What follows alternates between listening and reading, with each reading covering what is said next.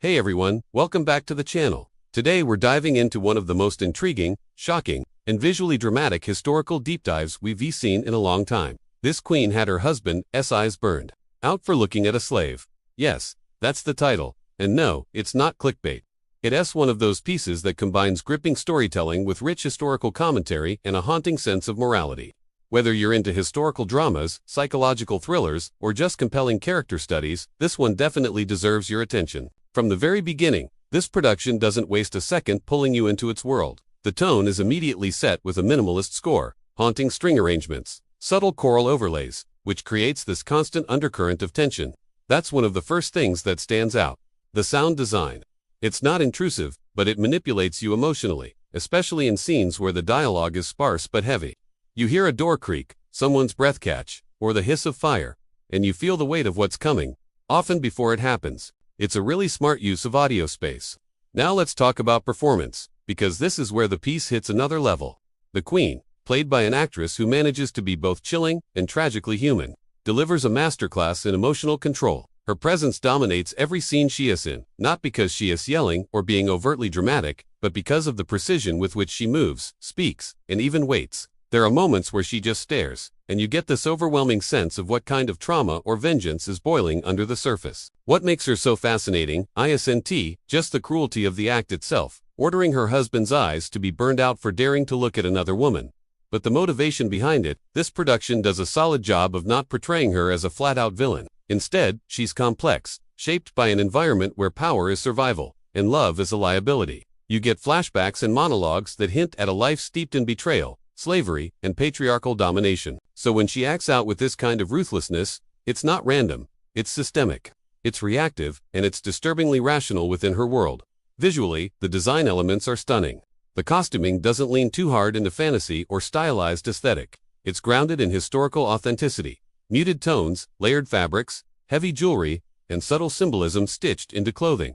Especially with the Queen, you'll notice she's always wearing something that constrains her physically. A tight collar, a corseted gown, even rings that seem more like shackles than ornaments. It visually reinforces this idea that she's always under pressure, even when she appears to be in control.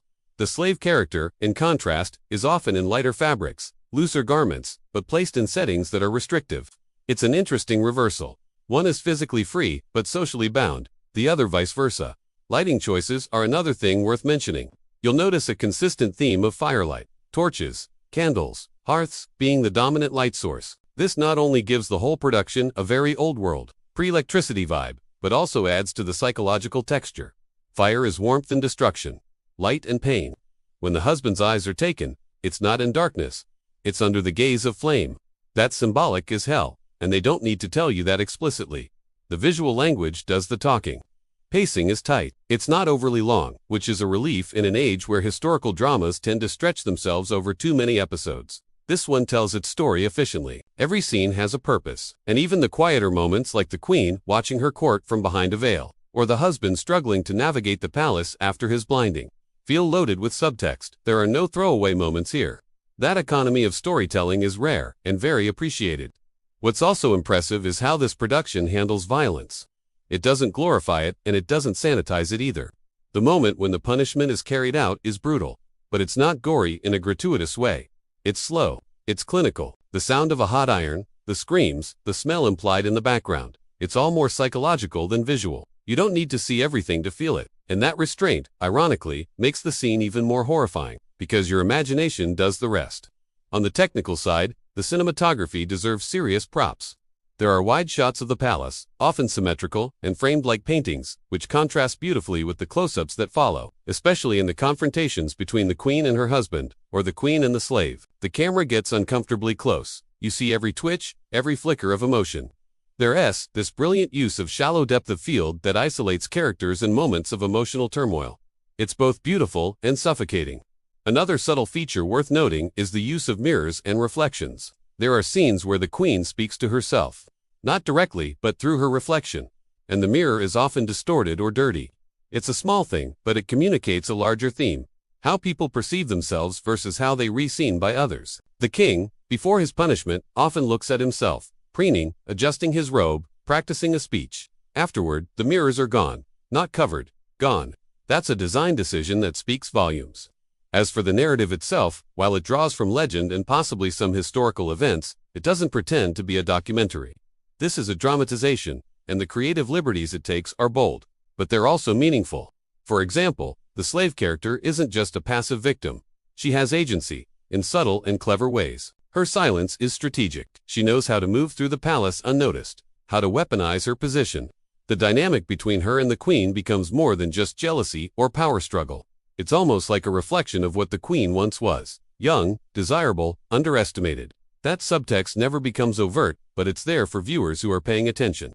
Now let's talk about the script. It's sharp, poetic at times, but never overdone. Dialogue is minimal, but when characters speak, it's with intent. There's a line where the queen says, "He looked as if he owned her, so I reminded him what it feels like to be owned."